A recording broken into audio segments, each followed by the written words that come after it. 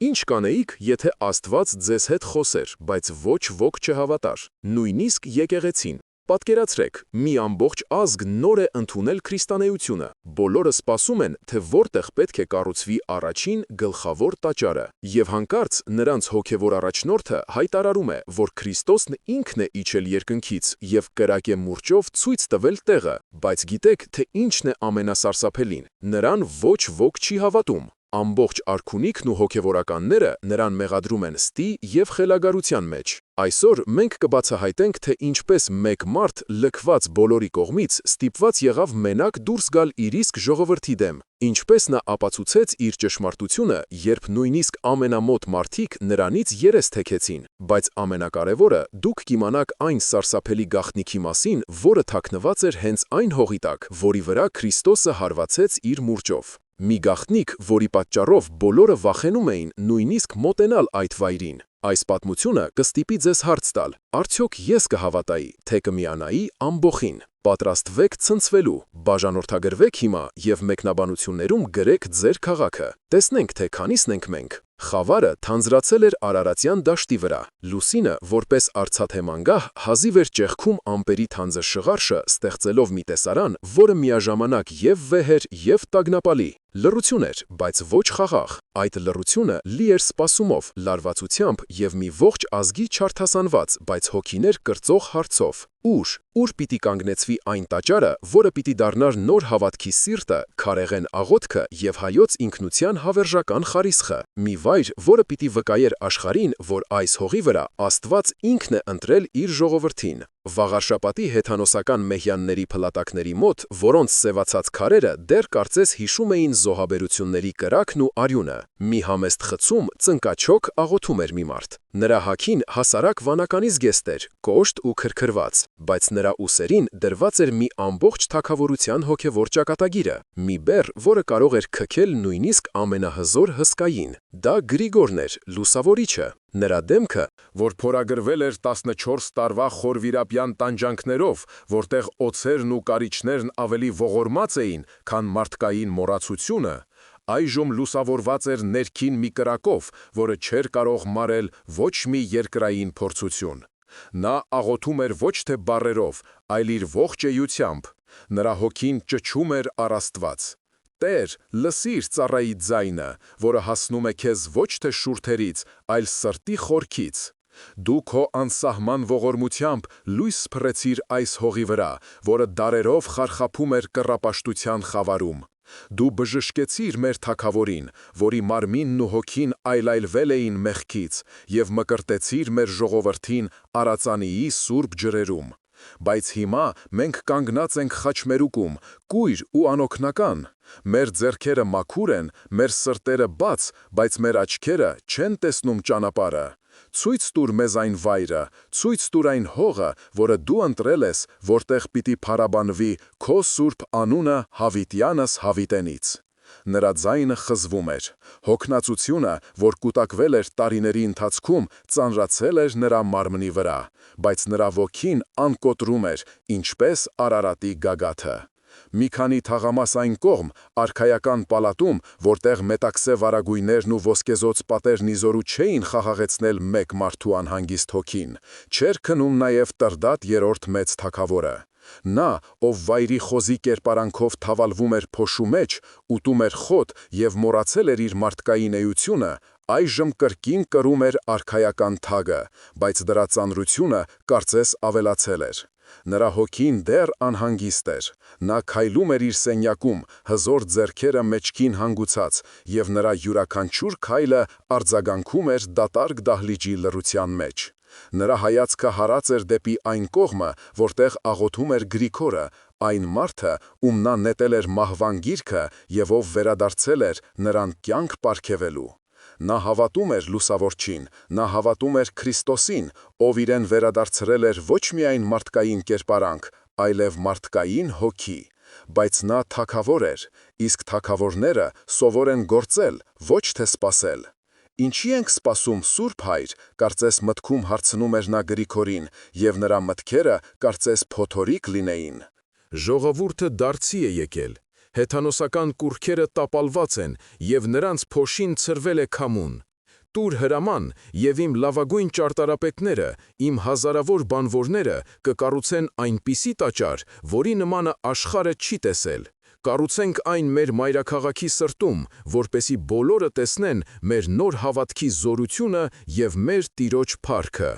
Սակայն Գրիգորը լուր էր։ Նա գիտեր մի ճշմարտություն, որը թագավորը դեռ պետք է ըմբռներ։ Այս տաճարը չպետք է լինի մարդկային փառասիրության կամ քաղաքական հաշվարկի արդյունք։ Այն չէր կարող լինել զուտ քար ու կրի կույտ, որքան էլ այն հոյակերտ լիներ։ Այն պետք է լիներ Աստծո կամքի դրսևորումը, քարեղեն հայտնություն։ Արդյոք Աստված լսում էր նրան։ Արդյոք այս լարված սպասումը կպսակվեր հաղթանակով, թե կասկածի թունավոր սերմերը կսկսեին ծլարձակել նորադարձ ժողովրդի դեռևս փխրուն սրտերում։ Ոչ ոք չէր կարող պատկերացնել, թե ինչպիսի ցնցող, աշխարհը գլխիվայր շուռ տվող պատասխան էր պատրաստվում երկինքը տալ այդ գիշեր։ Բայց դա միայն սկիզբն էր։ Այն, ինչ տեղի ունեցավ հետո, պետք է ընդմիշտ փոխեր ոչ միայն հայոց պատմությունը, այլև հավատքի մասին մարդկության ունեցած բոլոր պատկերացումները։ Հայոց աշխարհը դեռ շնչում էր արյունով և կրակով։ Ընդամենը մի քանի տարի առաջ Տրդատ թագավորի հրովարտակները թնդում էին երկրի բոլոր կողմերում, հրամայելով բռնել, տանջել և մահվան մատնել յուրաքանչյուր քրիստոնյայի, ում հավատքը համարվում էր ապստամբություն ոչ միայն աստվածների, այլև թագավորի դեմ։ Նրա ձեռքերը դեռ ներկված էին հռիփսիմյանց կույսերի անմեղ արյամբ, մի հանցանք, որի ծանրությունը նա զգում էր իր հոգու վրա ամեն գիշեր։ Հեթանոսական աստվածների Արամազդի, Անահիտի, Վահագնի պաշտամունքը ամուր էր, ինչպես Արարատի գրանիտե ժայռերը, դարերի ընթացքում սերտաճած ժողովրդի կենցաղին ու մտածողությանը։ Քրմերը, զգալով իրենց հազարամյա իշխանության վերջը, ատելությամբ էին լցված նոր հավատքի նկատմամբ, որը սպառնում էր տապալել ոչ միայն իրենց զոհասեղանները, այլև իրենց ողջ աշխարհայացքը։ Եվ այդ խավարի մեջ, խոր վիրապի գարշահոտ, օձերով լի փոսում, 14 տարի շարունակ ապրում էր մի մարդ՝ Գրիգորը։ Նա ապրում էր ոչ թե հացով, այլ հավատով։ Նրան կերակրում էր ոչ թե մարդկային ձեռքը, որը նրան մոռացության էր մատնել, այլ Աստծո հրեշտակը, որն ամեն օր նրան հաց էր բերում, վկայելով, որ երկինքը չի մոռանում իր հավատարիմներին։ Նա ողջ մնաց, որպեսի դառնա մի ողջ ազգի հոգևոր հայրը, որպեսի փոսի խավարից դուրս գա և լույս սփռի մի ամբողջ թագավորության վրա։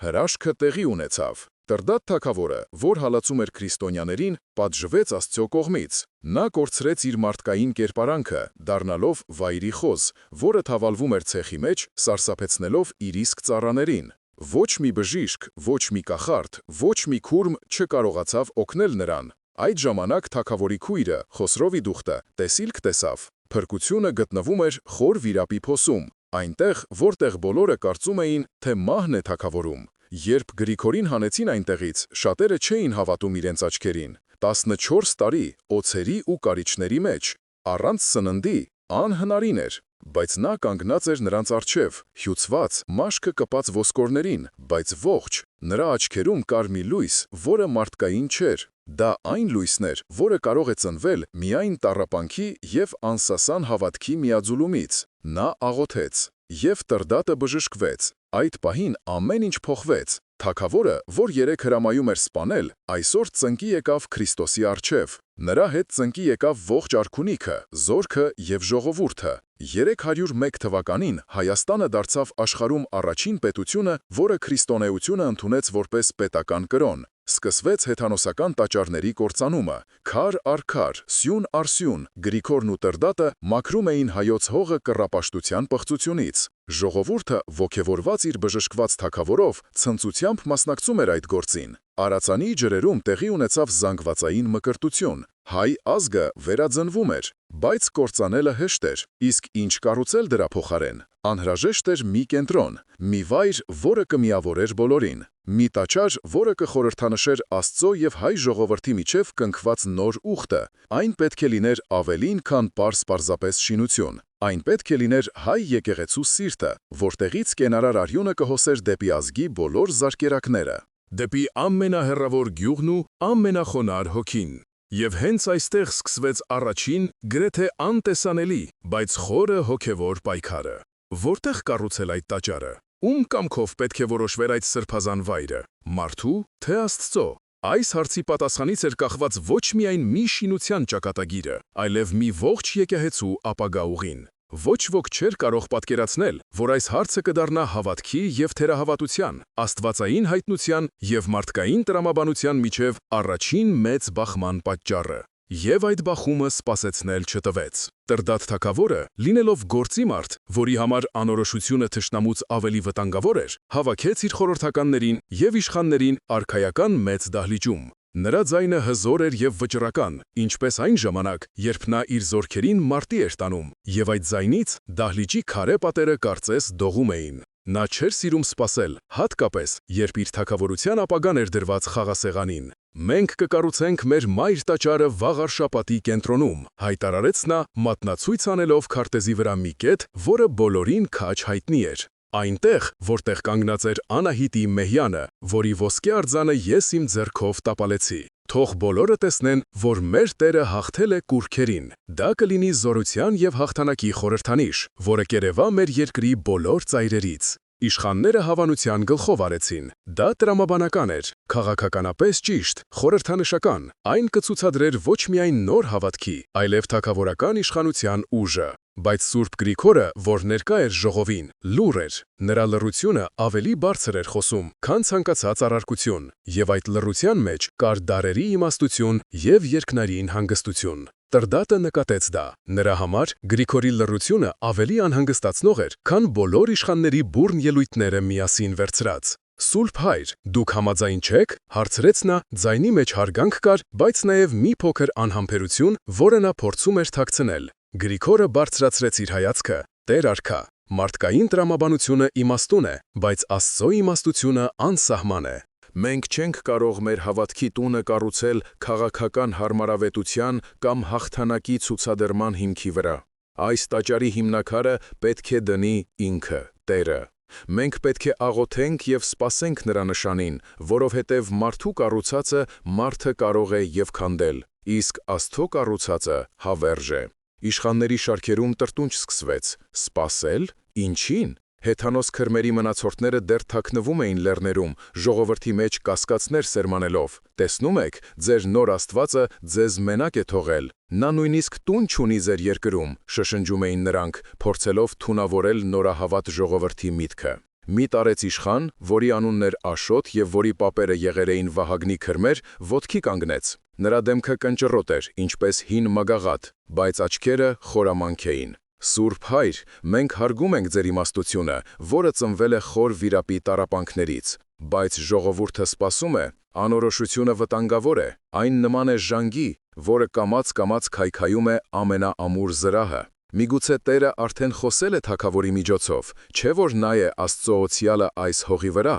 Սա խորամանկ փաստարկ էր։ Այն հարվածում էր երկու թիրախի, շոյում էր թագավորի ինքնասիրությունը և կասկածի տակ դնում Գրիգորի դիրքորոշումը, ներկայացնելով այն որպես անտեղի համառություն։ Տրդատը նայեց Գրիգորին։ Նա պատար-պատար էր լինում։ Մի կողմից իր թագավորական պարտքն էր գործել արագ և վճռական, ցույց տալ իր ժողովրդին, որ իրենց նոր հավատքը ամուր հիմքերի վրա է։ Մյուս կողմից, իր սրտի խորքում նա գիտեր, որ լուսավորիչը ճիշտ է։ Նա տեսել էր հրաշք, նա գիտեր, որ Աստված գործում է ոչ մարդկային օրենքներով։ «Մենք կսպասենք», վերջապես ասաց Տրդատը, լռեցնելով բոլորին։ Նրա ձայնը հնչեց վերջնական ու անբեկանելի։ «Բայց աղոթիր, Սուրբ հայր, աղոթիր, որ Տերը շուտով խոսի, որովհետև իմ համբերությունը, ի տարբերություն քո հավատքի, անսահման չէ»։ Ժողովը ցրվեց, լարվածությունը օդում կախված մնաց, ինչպես ամպրոպից առաջ։ Գրիգորը վերադարձավ իր խուցը։ Նա գիտեր, որ սա պայքար է ոչ թե թագավորի կամ իշխանների դեմ,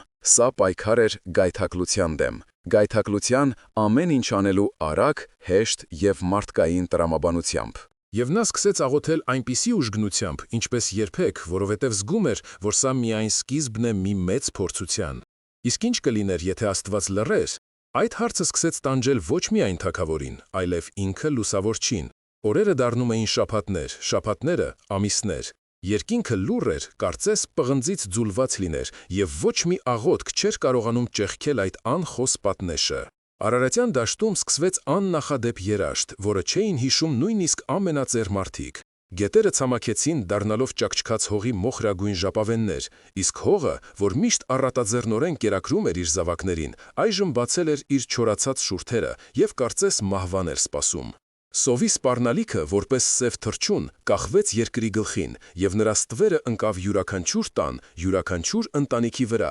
ստիպելով մարդկանց սարսափով նայել դատարկ ամբարներին ու անպտուղ այգիներին։ Ժողովրդի մեջ խուճապ սկսվեց, որը շատ ավելի արագ էր տարածվում, քան ցանկացած հիվանդություն։ Սա հին աստվածների զայրույթն է, շշնջում էին մարդիկ շուկաներում, որտեղ այլևս վաճառելու բան չկար, և մարդիկ հավաքվում էին ոչ թե առևտուր անելու, այլ իրենց վիշտն ու վախը միմյանց հետ կիսելու։ Մենք տապալեցինք նրանց տաճարները, մենք պղծեցինք նրանց սրբազան անտառները, և նրանք մեզ պատժում են։ Իսկ նոր Աստվածը լուռ է, նա մեզ լքել է, թողնելով մեր ճակատագրի քմահաճույքին։ Այս խոսքերը օձի թույնի պես սողոսկում էին մարդկանց սրտերը, սպանելով հավատքի նոր ծլարձակած սերմերը։ Հեթանոս քրմերի մնացորդները, որոնք մինչ այդ թաքնվում էին լեռների խոր ձորերում, դուրս եկան իրենց թաքստոցներից, ինչպես գիշատիչներ, որոնք զգացել են զոհի թուլությունը։ Նրանք գիշերները գաղտնի ծեսեր էին կատարում, զոհեր մատուցելով հին կուռքերին, աղոթելով անձրևի համար։ Եվ մի օր, մի փոքրիկ, հազիվ նշմարերի անձրև տեղած հեռավոր լեռներում,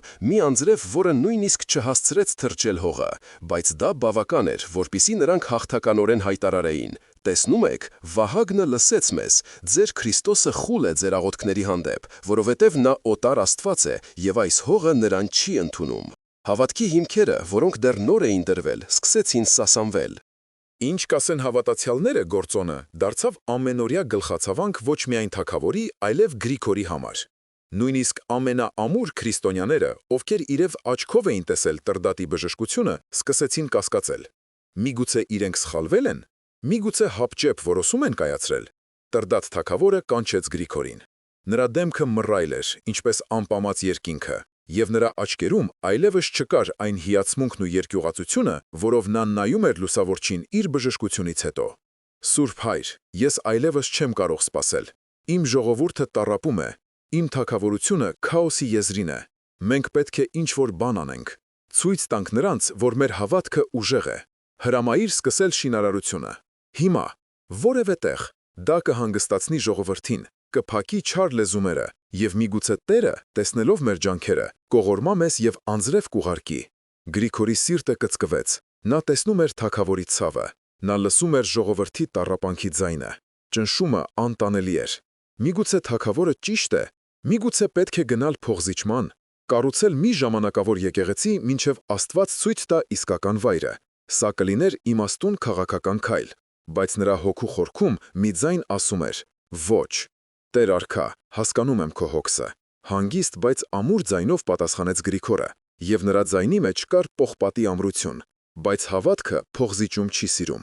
Եթե մենք հիմա գործենք մարդկային վախից դրդված, ապա մեր կառուցած տաճարը կլինի ոչ թե Աստծո տուն, այլ մեր թուլության հուշարձան։ Տուր ինձ ևս մեկ գիշեր, միայն մեկ գիշեր։ Ես կաղոթեմ այնպես, ինչպես երբեք։ Եթե մինչև լուսաբաց երկինքը լուր մնա, ես կենթարկվեմ քո կամքին։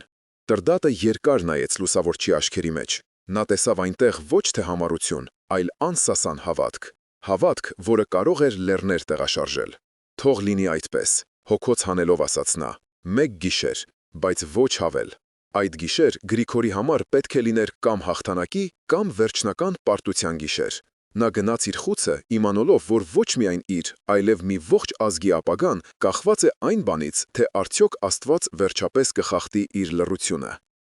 Եվ հետո տեղի ունեցավ անհավանականը։ Գիշերվա խորհրդավոր լռության մեջ, երբ ողջ վաղարշապատը քնած էր անհանգիստ քնով, տանջվելով երաշտի և անորոշության մղզավանջներից, Սուրբ Գրիգորը ծնկի էր իջել իր խցի սառը քարե հատակին։ Սա այլևս խնդրանքի աղոթք չէր, սա հոգու մարտ էր, վերջին ճիգը, երբ բոլոր մարդկային հույսերը սպառվել էին։ Նա իրեն զգում էր լքված, մենակ, ինչպես այն ժամանակ, երբ 14 տարի առաջ նրան իջեցրին խոր վիրապի խավարի մեջ։ Կասկածի սառը սողունները սկսել էին սողոսկել նրա մտքերը, փորձելով թունավորել նրա հավատքի վերջին կայծը։ Միգուցե ես արժանի չեմ, Միգուցե իմ աղոթքները չեն հասնում երկինք, որովհետև իմ մեղքերը պատ են դարձել իմ և Աստծո միջև։ Հենց այդ պահին, երբ նրա հոգին հասել էր հուսահատության եզրին, խցի խավարը ցրվեց։ Ոչ, դա լույս չէր, դա ավելին էր։ Կարծես տարածությունն ու ժամանակը պատրվեցին,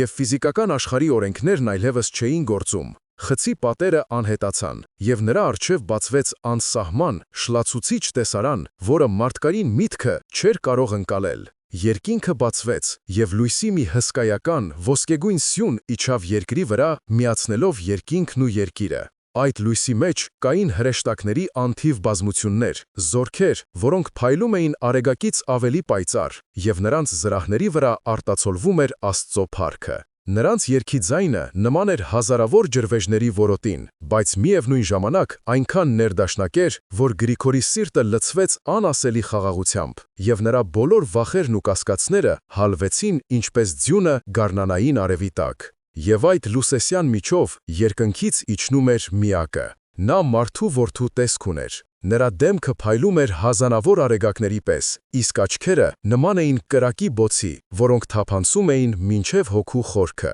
Նա իջնում էր վեհորեն, հանգիստ, բայց նրա ներկայությունից ողջ երկիրը դողում էր, և Արարատ լեռը կարծես խոնարհվում էր իր Արարչի առջև։ Գրիգորը սարսափից ու երկյուղից ընկավ գետնին, չհամարձակվելով նույնիսկ հայացքը բարձրացնել, որովհետև զգում էր, որ մահկանացուն չի կարող տեսնել Աստծո դեմքը և ողջ մնալ։ Նա ճանաչեց նրան, դա Հիսուս Քրիստոսն էր, Միածինը։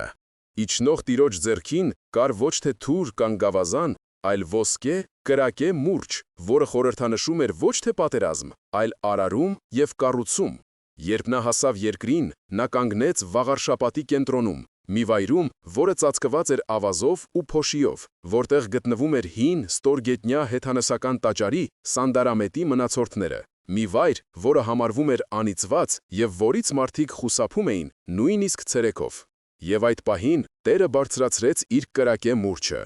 Գրիգորը, դողալով, բարձրացրեց իր հայացքը։ Մուրճը փայլատակեց, և Տերը հզոր հարվածով խփեց գետնին։ Այն վայրում, որտեղ դիպավ մուրճը, գետինը ճեղքվեց, և դժոխային խավարի միջից դուրս թափվեցին չար ոգիներ, դևեր, որոնք ճչում էին սարսափից, քանի որ նրանց համար աստվածային լույսն ավելի տանջալից էր, քան դժոխքի կրակը։ Կրակե մուրճի հարվածը նրանց համար անտանելի տանջանք էր։ Նրանք ցրվեցին և անհետացան խավարի մեջ, և հայոց հողը մաքրվեց նրանց չար ներկայությունից։ Այնուհետև Տերը երկրորդ անգամ հարվածեց։ Այս անգամ հարվածի տեղում հայտնվեց ոսկե, քառակուսի հիմք, որը փայլում էր երկնային լույսով։ Այդ հիմքի վրա բարձրացավ կրակե, կարմիր սյուն, որի գագաթին փայլում էր լուսավոր խաչ։ Սյունը կարծես միացնում էր երկինքն ու երկիրը, խորհրդանշելով Աստծո և մարդու միջև կնքված նոր ուխտը։ Սյան շուրջը Գրիգորը տեսավ 4 այլ սյուներ, որոնք խորհրդանշում էին 4 նահատակված սրբուհիներին՝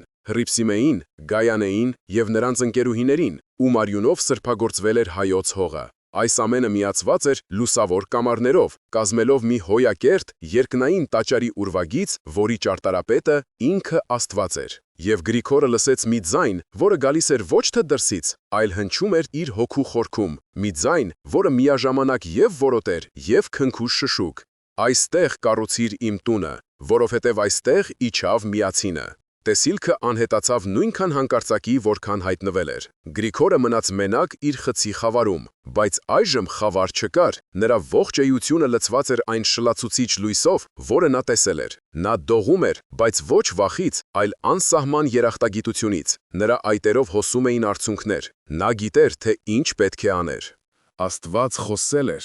և նրա խոսքը ցնցելու էր ոչ միայն Հայաստանը, այլև ողջ աշխարհը։ Այդ վայրը պետք է կոչվեր Էջմիածին, վայր, որտեղ իջավ Միածինը։ Լուսաբացին, երբ Գրիգորը դեռևս ցնցված տեսիլքի երկնային փառքից, բայց վճռական դեմքով, որի վրա արտացոլվում էր աստվածային հրամանի անբեկանելիությունը, ներկայացավ թագավորին և արքունիքին, նրա խոսքերը որոտի պես հնչեցին պալատի դահլիճում, որտեղ հավաքվել էին բոլոր իշխաններն ու նախարարները, սպասելով վերջնական որոշման։ Նրա հայացքը այրվում էր ներքին կրակով, և նրա ձայնի մեջ կար մի զորություն, որը մարդկային չէր, այլ գալիս էր երկնքից, մի զորություն, որը ստիպում էր նույնիսկ ամենահպարտ իշխաններին խոնարհել իրենց հայացքները։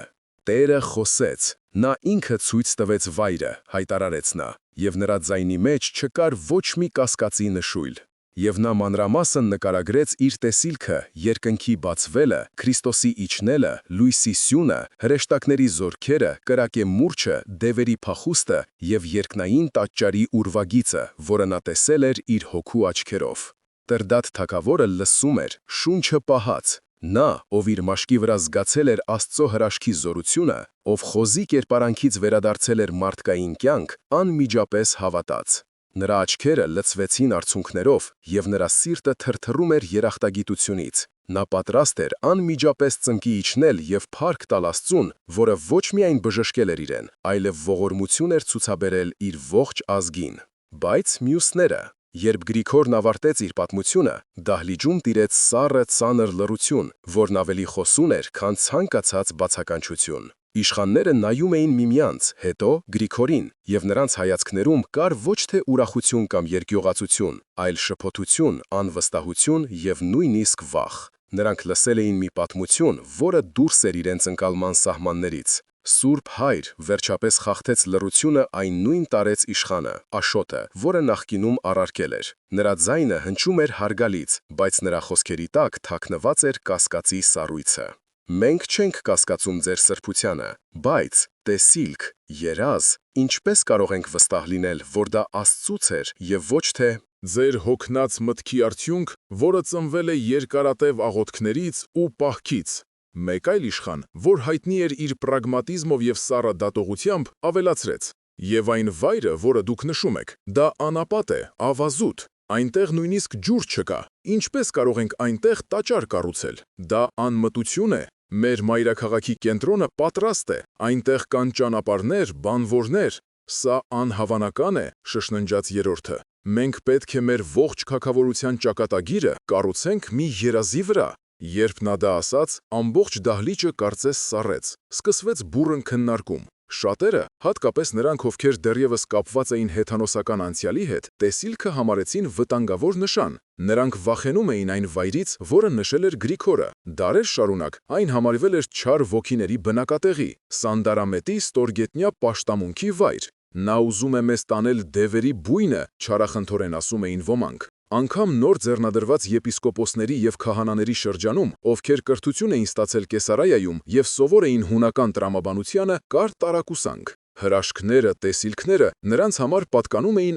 առաքյալների ժամանակներին։ Նրանք ակնկալում էին, որ եկեղեցին կկառուցվի կանոնների, տրամաբանության եւ եկեղեցական ժողովների որոշումների հիման վրա, ոչ թե մեկ մարդու գիշերային տեսիլքի։ Գրիգորը կանգնած էր մենակ։ Նրա միակ դաշնակիցը Տրդատ թագավորն էր, բայց նույնիսկ թագավորը սկսեց տատանվել, տեսնելով իր ամբողջ արքունիքի միահամուռ դիմադրությունը։ Ինչպես համարձակվեցին նրանք։ Այն մարդը, ով նրանց լույս էր բերել, ով նրանց հանել էր կռապաշտության խավարից, այժմ կանգնած էր նրանց անհավատության պատի առջև։ Հակամարտությունը տեղափոխվել էր նոր, ավելի վտանգավոր մակարդակ։ Այժմ դա պայքար էր ոչ թե հեթանոսների, այլ հենց նորաստեղծ եկեղեցու ներսում, հավատքի եւ թերահավատության միջև։ Գրիգորը հասկացավ, որ բառերն այստեղ անզոր են, պետք էր գործել, եւ նրա գործողությունները պետք է լինեն ավելի զորեղ, քան ցանկացած քարոզ։ Առանց մեկ խոսք ասելու, առանց որևէ մեկին նայելու, Սուրբ Գրիգորը շրջվեց եւ դուրս եկավ պալատի դահլիճից,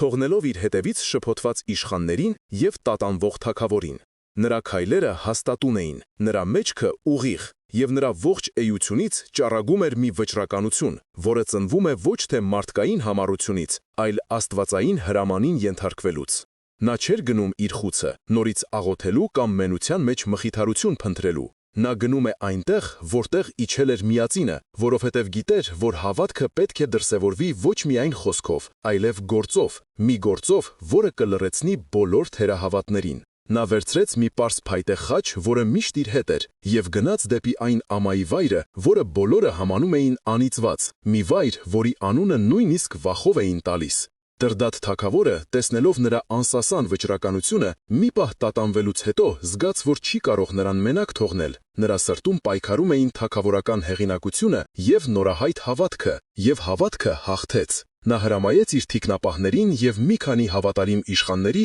ովքեր դեռ չէին կորցրել իրենց հոգուլույսը, հետևել նրան։ Երբ նրանք հասան նշված վայրը, շատերը սկսեցին դժգոհել եւ տրտնջալ։ Օդը ծանր էր, կարծես չարի ներկայությունը դեռ զգացվում էր հողի ամեն մի մասնիկի մեջ։ Բայց Գրիգորը կանգ առավ այն կետում, որը տեսել էր իր տեսիլքում, բարձրացրեց խաչը եւ բարձրաձայն սկսեց աղոթել, եւ նրա ձայնը հնչում էր որպես զանգի ղողանջ այդ անիծյալ լռության մեջ։ Հանուն Հոր եւ Որդվո եւ Սուրբ Հոգվո, թող այս վայրը մաքրվի ամենայն չարությունից, թող փախչի այստեղից սատանան իր բոլոր զորություններով, որովհետեւ այս հողի վրա կանգնել է մեր Տեր Հիսուս Քրիստոսի ոտքը, եւ այն այժմ սուրբ է հավիտյանս հավիտենից։ Հետո նա խաչով գծեց ապագա տաճարի հիմքերը, ճիշտ այնպես, ինչպես տեսել էր տեսիլքում, ոսկե հիմք, կրակեսյուներ, լուսավոր կամարներ։ Նա վերցեց մի քար, որը ընկած էր իր ոտքերի մոտ, եւ դրեց այն որպես առաջին հիմնաքար, որպես ապագա մայր տաճարի անսասան հիմքի խորհրդանիշ։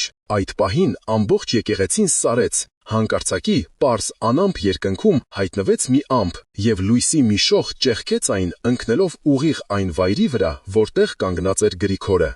Օդը լցվեց անուշ բույրով, կարծես հազարավոր վարդեր միաժամանակ բացվեին, եւ մի աննկարագրելի խաղաղություն իջավ բոլոր ներկաների վրա։ Անգամ ամենամեծ թերահավատները, ովքեր եկել էին ծաղրելու, զգացին այդ աստվածային ներկայությունը։ Նրանց սրտերում վախի փոխարեն ծնվեց երկյուղացություն, եւ նրանց ծաղրը փոխարինվեց լուռ հիացմունքով։ Տրդատ թագավորը, տեսնելով այս երկրորդ հրաշքը, այլևս չկարողացավ զսպել իրեն։ Նա իջավ ձիուց, մոտեցավ Գրիգորին, իր հզոր ձեռքերով վերցրեց մի ավելի մեծ քար եւ դրեց այն Գրիգորի դրած քարի կողքին, ցույց տալով, որ թագավորական իշխանությունը խոնարհվում է աստվածային կամքի առջև։ Այստեղ կկառուցվի մայր տաճարը, հայտարարեց նա այնպիսի ձայնով, որը վիճարկման ենթակա չէր։ Եվ ես, հայոց թագավորս, կլինեմ նրա առաջին բանվորը։ Այդ պահից սկսվեց մի անհավանական շինարարություն։ Թագավորն ու իշխանները, հանելով իրենց թանկարժեք զգեստները, հասարակ բանվորների հետ սկսեցին քարեր կրել եւ հիմքը փորել։ Ժողովուրդը, տեսնելով իր թագավորի եւ լուսավորչի օրինակը, ոգևորվեց եւ հազարներով սկսեց հավաքվել, օգնելու սուրբ գործին։ Կանայք ջուր էին բերում, երեխաները փոքր քարեր էին տանում, եւ մի ողջ ազգ միավորվել էր մեկ նպատակի շուրջ՝ կառուցելու իր հավատքի տունը։ Երաշտը մոռացվել էր, սովը նույնպես, մարդկանց սրտերը լցվել էին հույսով եւ ուրախությամբ։ Սա պարզապես շինարարություն չէր, սա աղոթք էր մարմնավորված քարի մեջ, սա մի ազգի վերածննդի պատմությունն էր։ Բայց չարը երբեք չի քնում, եւ նա պատրաստում էր իր հակահարվածը, մի հարված, որը պետք է հասցվեր այնտեղից, ոչ ոք չէր սպասում։ Տաճարի շինարարությունը ընթանում էր աննախադեպ թափով, կարծես ոչ թե մարդկային, այլ հրեշտակային ձեռքեր էին կառուցում այն։ Քարերը, որոնք բերվում էին Արարատի լանջերից, կարծես իրենք էին գտնում իրենց տեղը պատերի մեջ, եւ շինարարությունը վերածվել էր մի հոգևոր տոնախմբությամբ, որտեղ յուրաքանչյուրը իր լուման էր ներդնում։ Բայց հենց այդ միասնության եւ հոգևոր վերելքի պահին հեթանոս քրմերի մնացորդները, որոնց առաջնորդում էր Արձան անունով մի չար ու խորամանկ քուրմ, պատրաստում էին իրենց վերջին եւ ամենասարսափելի հարվածը։ Նրանք գիտեին, որ բացահայտ պայքարում պարտվելու են, ուստի ընտրեցին դավադրության եւ ստի ճանապարհը, որը կարող էր թունավորել նույնիսկ ամենաամուր հավատքը։ Մի գիշեր, երբ Տրդատ թագավորը մենակ աղոթում էր իր սենյակում, Արձանը, օգտվելով պալատական դավաճանների օգնությունից, գաղտնի ներս սողոսկեց։ Նրա տեսքը սարսափ էր ներշնչում, նրա դեմքը դաջված էր հեթանոսական խորհրդանիշներով, իսկ աչքերում վառվում էր ատելության կրակը։ Տրդատ, շշնչաց նա, եւ նրա ձայնը նման էր օձի սվսվոցի։ Դու կարծում ես, թե հաղթել ես։ Դու լքել ես քո հայրերի աստվածներին եւ հետևել ես մի օտարականի, որը քեզ խաբել է։ Գրիգորը ոչ թե Աստծո մարդ է, այլ քո հոր Խոսրովի սպանողի, Անակ Պարթևի որդին։ Նա եկել է ոչ թե քո հոգին փրկելու, այլ քո թագը խլելու եւ իր հոր վրեժը լուծելու համար։ Այդ խոսքերը կայծակի պես խոցեցին Տրդատի սիրտը։ Անակ Պարթև։ Այդ անունը նրա համար ամենաատելի անունն էր աշխարհում։ Նա հիշեց իր մանկությունը, իր հոր սպանությունը, իր ընտանիքի աքսորը։ Ատելությունը, որը տարիներ շարունակ թաքնված էր նրա սրտի խորքում, հանկարծ արթնացավ եւ կուրացրեց նրա միտքը։ Նա մոռացավ իր բժշկությունը, մոռացավ Գրիգորի սրբությունը, մոռացավ Քրիստոսին։ Նրա աչքերի առաջ միայն մի բան էր՝ վրեժ։ «Ձերբակալեք նրան», գոռաց նա, դուրս վազելով սենյակից, «ձերբակալեք դավաճան Գրիգորին»։ Երբ զինվորները ներխուժեցին Գրիգորի խուց, նա աղոթում էր։ Նա տեսավ նրանց աչքերում ատելությունն ու չհասկացավ պատճառը։ Նրան կապեցին եւ տարան թագավորի մոտ։ Տրդատը կանգնած էր գահին, եւ նրա դեմքը այլայլված էր զայրույթից։ Դու խաբեցիր ինձ, կրճտացեց նա ատամների արանքից, դու իմ հոր սպանողի որդին ես, դու եկել էիր ինձանից վրեժ լուծելու։ Գրիգորը նայեց նրան ցավով և կարեկցանքով։ Այո, ես Անակի որդին եմ, հանգիստ պատասխանեց նա, բայց ես եկել եմ ոչ թե վրեժ լուծելու, այլ քո և քո ժողովրդի հոգիները փրկելու։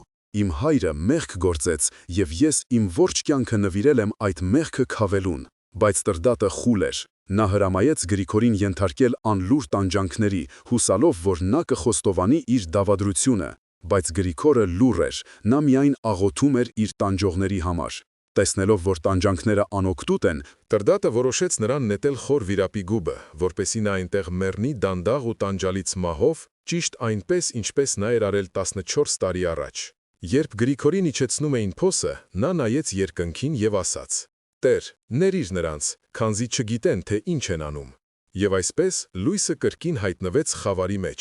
Բայց այս անգամ խավարը շատ ավելի խիտ էր, քանի որ այն ծնվել էր ոչ թե հեթանոսական տգիտությունից, այլ մարդկային ատելությունից և դավաճանությունից։ Տաճարի շինարարությունը կանգ առավ։ Ժողովուրդը շփոթված էր և վախեցած։ Թվում էր, թե ամեն ինչ կորած է, և Հայաստանի վրա կրկին իջել է հեթանոսական գիշերը։ Բայց նրանք մոռացել էին մի բան. Աստծո ճանապարհները անքննելի են, և երբեմն ամենախոր խավարի միջից է ծնվում ամենապայծառ լույսը։ Մի քանի տարի անց, երբ Տրդատը, տանջվելով խղճի խայթից և տեսնելով, որ իր թագավորությունը քայքայվում է, կրկին կորցրեց իր մարդկային կերպարանքը, նրա քույրը, Խոսրովի դուխտը, կրկին տեսիլք տեսավ։ Եվ պատմությունը կրկնվեց. Գրիգորին հանեցին խոր վիրապից։ Նա կրկին բժշկեց թագավորին։ Եվ այս անգամ Տրդատի զղջումը անկեղծ էր և խորը։ Նա ընկավ Գրիգորի ոտքերը և ներում խնդրեց։ Եվ Գրիգորը ներեց։ Մայր տաճարի շինարարությունը վերսկսվեց նոր ուժով։ Եվ երբ այն ավարտվեց, Էջմիածնի մայր տաճարը դարձավ ոչ միայն հավատքի,